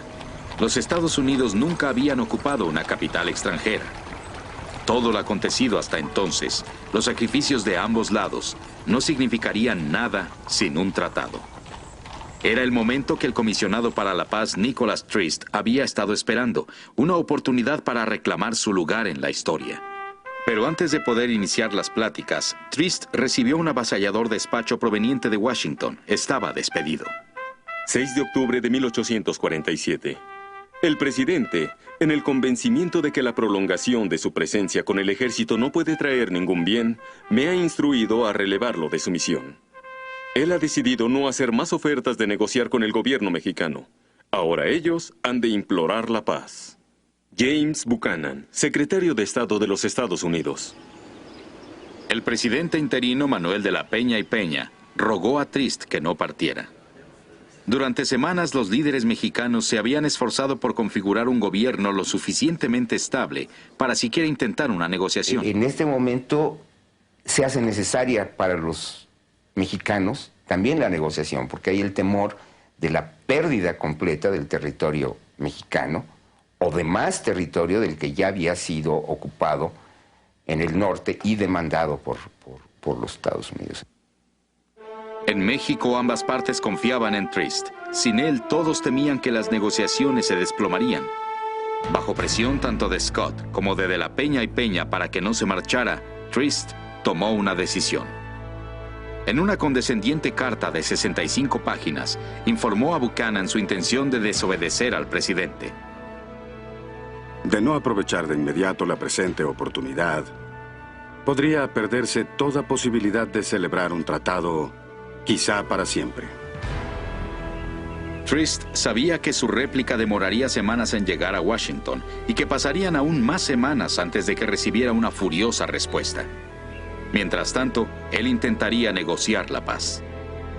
Las pláticas duraron 2 meses, pero para fines de enero de 1848, Nicholas Trist y los comisionados mexicanos para la paz habían convenido en la mayor parte de los términos del tratado. Estados Unidos pagaría a México $15 millones. Los territorios de la Alta California y Nuevo México serían cedidos a los Estados Unidos. Los mexicanos pelearon muchísimo por no ceder Nuevo México. Pelearon por retener el sur de California, que también era el más habitado por mexicanos. Y pelearon sobre todo por la parte del Nueces al Bravo. Sobre estas tierras habían corrido las primeras gotas de sangre. Pero en este punto, Trist no transigiría. La frontera con Texas sería fijada en el Bravo, el Río Grande.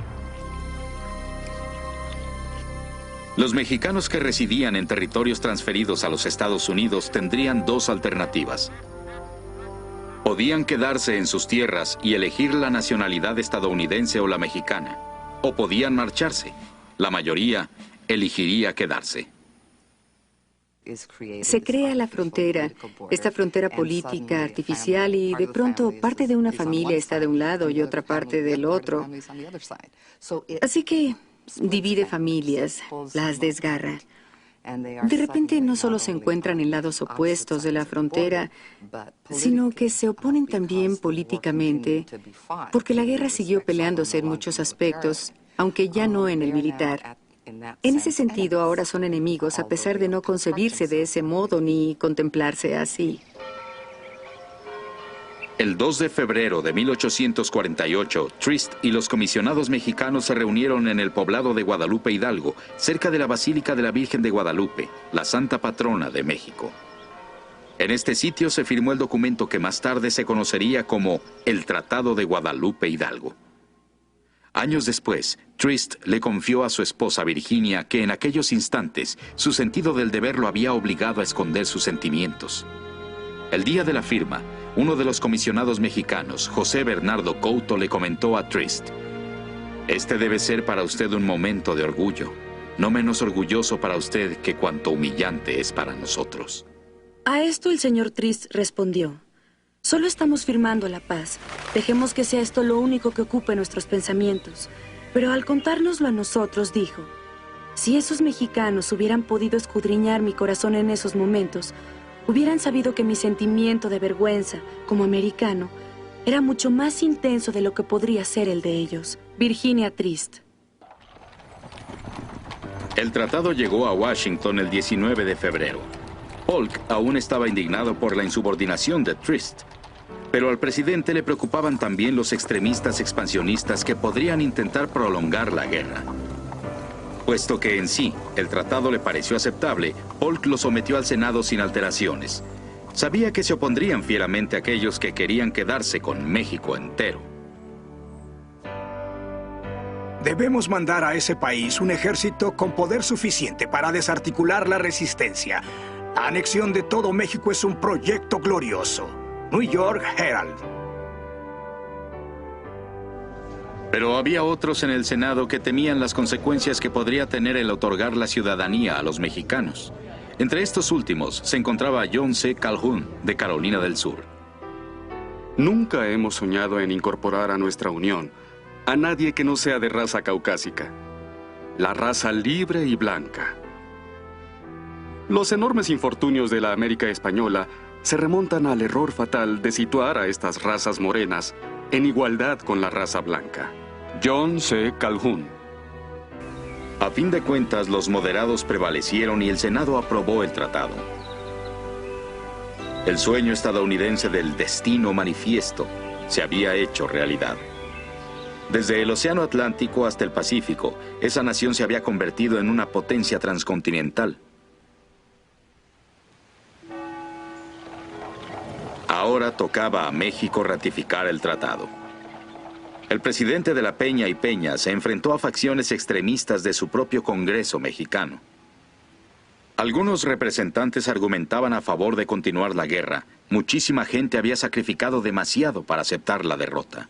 La guerra entre México y los Estados Unidos produjo un sentimiento, al terminar, de profunda frustración en el pueblo mexicano, porque vio el pueblo común y corriente, el ciudadano de todos los días, vio morir a sus compañeros, a sus hermanos, al soldado común y corriente, en una guerra en la cual el esfuerzo de tanta sangre perdida no trajo como consecuencia en ese momento más que la pérdida de la mitad del territorio. En el inicio de las hostilidades, Manuel de la Peña y Peña había clamado por la paz. Ahora era su turno de presidir el desmembramiento de su patria. Eso fue, según dijo, su jornada hacia la tumba. Aún así, exhortó al Congreso mexicano a que aceptara el tratado. El pueblo tiene un incuestionable derecho a no sufrir más.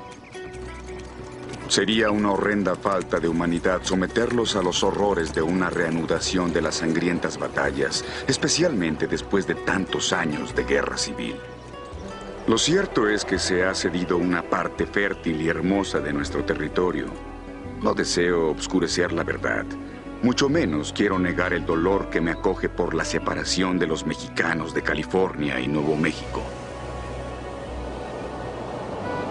Los territorios no se transfirieron por la suma de $15 millones, sino para recuperar nuestros puertos y nuestras ciudades invadidas, para traerle el orden a una población que no ha cesado de sufrir desde hace 37 años. Hagamos lo correcto. Retirémonos ese velo que no nos permitió ver la realidad de las cosas. Hagamos un tremendo esfuerzo porque nuestros hijos no maldigan nuestra memoria. El 30 de mayo de 1848, el Congreso mexicano aprobó el tratado. La guerra había llegado oficialmente a su fin. Era el fin de todo un sueño, el fin finalmente de la grandeza novohispana. Se había disipado, ya no existía desde hacía tiempo, pero todavía quedaban resabios y de repente, pues era obvio que todo era historia.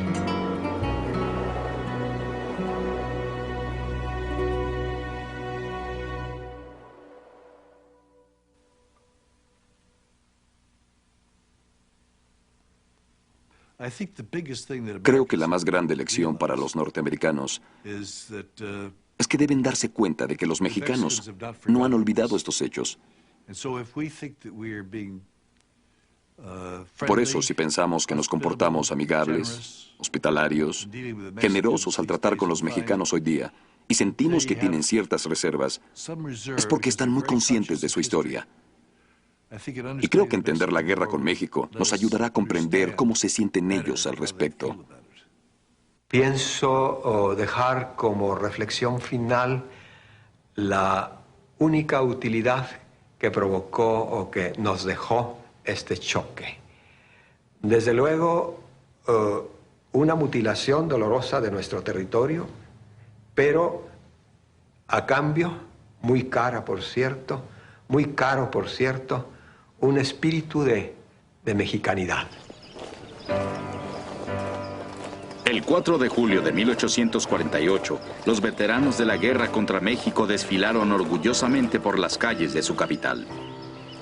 Más tarde, ese mismo día, el Tratado de Guadalupe Hidalgo, ratificado por ambas partes, llegó desde la Ciudad de México.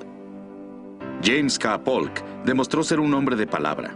Los objetivos que se había puesto ante el Congreso y ante la nación al inicio de su mandato habían sido cumplidos. Lunes 14 de agosto de 1848. Me regocija profundamente que la sesión del Congreso haya concluido. Mi largo confinamiento y la enorme labor me han dejado exhausto y tengo la absoluta necesidad de tomar un descanso. Polk esperaba que este éxito beneficiara a su querido partido demócrata, pero la recompensa resultó ser amarga. En 1849, el día de la toma de posesión, observó cómo su adversario político, Zachary Taylor, triunfador de las batallas de Monterrey y la Angostura, tomaba protesta como 12º presidente de los Estados Unidos. Exhausto, Polk regresó a su hogar en Tennessee. 3 meses más tarde, falleció.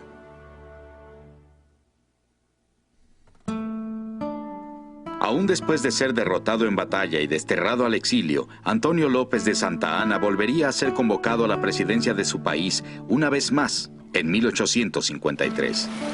2 años más tarde volvería a marcharse al destierro, esta vez para no volver a México en casi 20 años.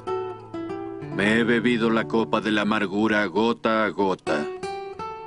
No obstante, congratulo con el más enorme placer al compatriota afortunado que trae la paz a su tierra natal.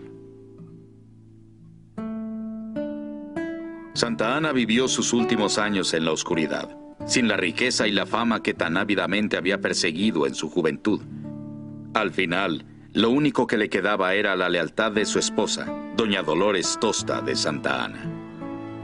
Paga a gente del pueblo para que se acerque al balcón de la casa donde viven y vayan a gritarle a Santa Anna: ¡Viva Santa Anna!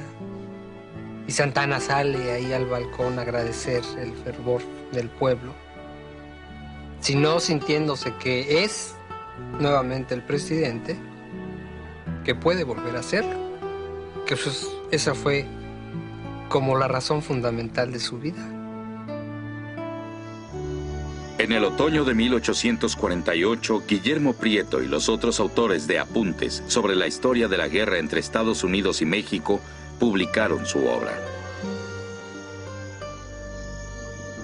En nuestros corazones queda un sentimiento de tristeza por las atrocidades que la guerra produjo, y en nuestras mentes una fructífera lección de lo difícil que es mantener la defensa y la salvación de una nación cuando prevalecen el desorden, la acrimonia y la anarquía.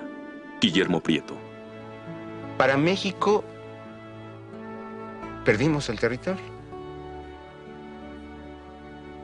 Pero la experiencia de ser invadidos nos dio a los mexicanos los elementos necesarios para pensar y recomponer a nuestro país y consolidar nuestra nación. En los años siguientes a la guerra contra Estados Unidos, México continuaría luchando con las divisiones políticas, las guerras civiles y las intervenciones extranjeras. Pero en 1867, después de la Guerra de Reforma, el presidente Benito Juárez logró unificar a México y repeler la invasión francesa. A diferencia de la República dividida que había enfrentado a los Estados Unidos, México se había convertido en una nación más vigorosa. Aún así, la invasión estadounidense quedará por siempre grabada en la memoria. Es difícil superar una derrota tan traumática y tan dolorosa. Pero con el tiempo tendremos que asimilar eso De hecho, pues ya pasó mucho tiempo y tenemos otras cosas más importantes que hacer para construir una nación viable, moderna, progresista, libre, justa. En los Estados Unidos, muchos norteamericanos quedaron convencidos de que la suya era una república para la posteridad, un modelo para el resto del mundo. El ejército profesional que Winfield Scott condujo a la victoria contribuyó a convertir a los Estados Unidos en una potencia internacional. Existía un sentimiento popular de que los Estados Unidos tenían este destino de convertirse en líderes mundiales en desarrollo industrial, actividad comercial e incluso en lo que se refiere al progreso de las artes, las ciencias y el avance intelectual. Todo esto es parte de esta idea de lo ilimitado, de esta noción romántica de que a través de un acto de voluntad, los individuos, los norteamericanos, pueden lograr la grandeza para ellos mismos y para su nación. Pero la súbita expansión de los Estados Unidos inflamó un tema que había perseguido a la nación desde su nacimiento. ¿Sería esta una tierra de esclavos o de gente libre? Esta pregunta conduciría a la República a una guerra civil. Cuando los generales Robert E. Lee y Ulysses S. Grant finalmente se estrecharon las manos en Appomattox en 1865, intentaron relajar el momento hablando de las experiencias vividas en México, 18 años antes. Hacia el final de su vida, Ulysses Grant, desilusionado, escribiría acerca de la guerra contra México. Miro hacia atrás, hacia esa guerra, como una de las más injustas jamás peleadas por una nación más fuerte contra una más débil. Más personas compartían la opinión de Grant de que Estados Unidos había cometido una infamia.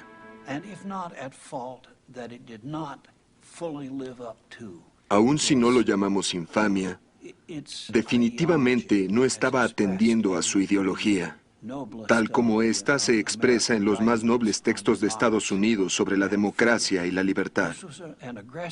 Esta fue una guerra de agresión en la que atacamos a nuestro vecino y sin importar cuánto hayamos ganado de esta guerra, no nos gusta mirar la forma en que ganamos.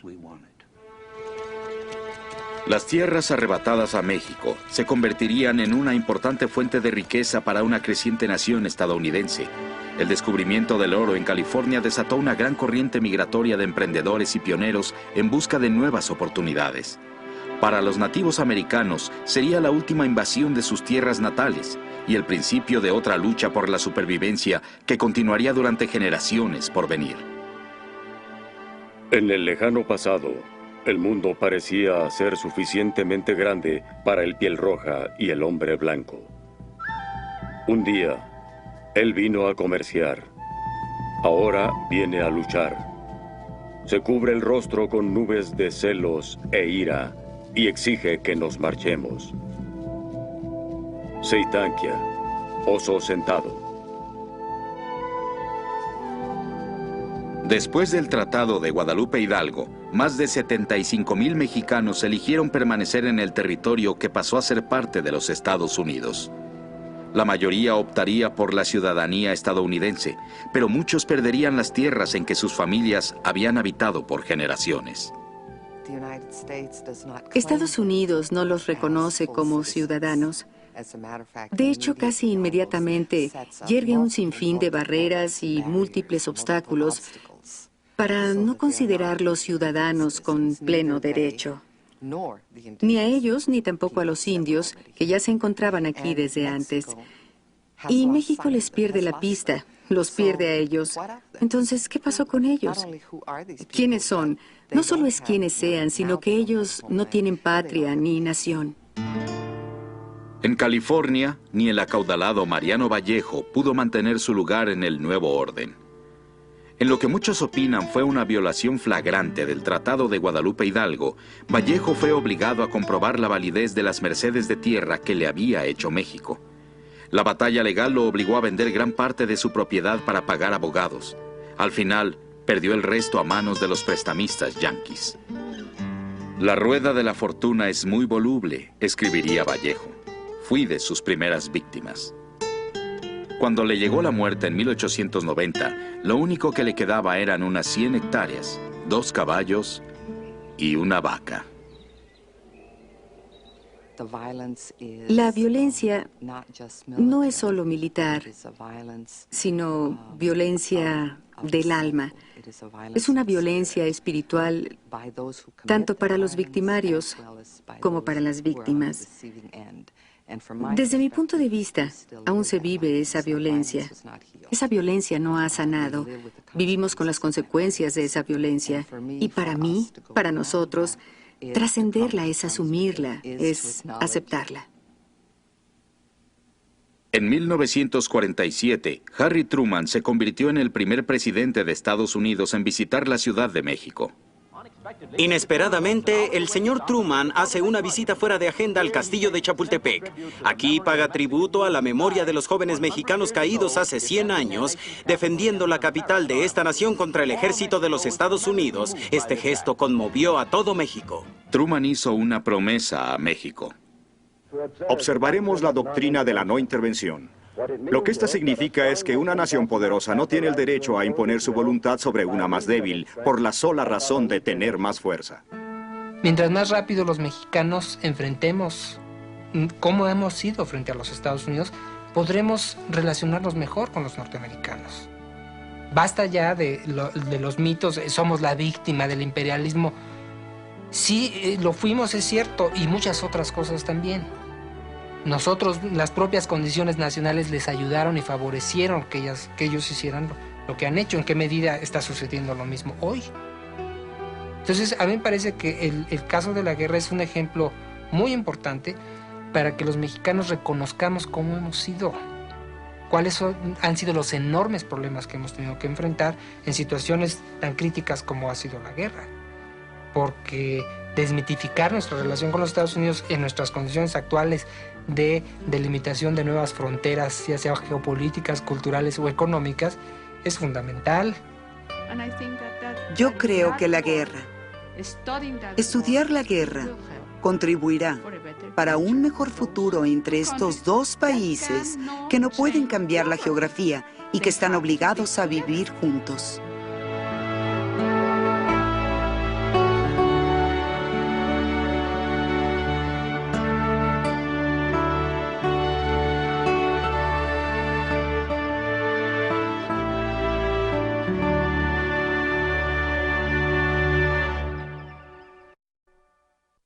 To learn more and talk with others about this series, visit the bilingual U.S.-Mexican War website at www.pbs.org.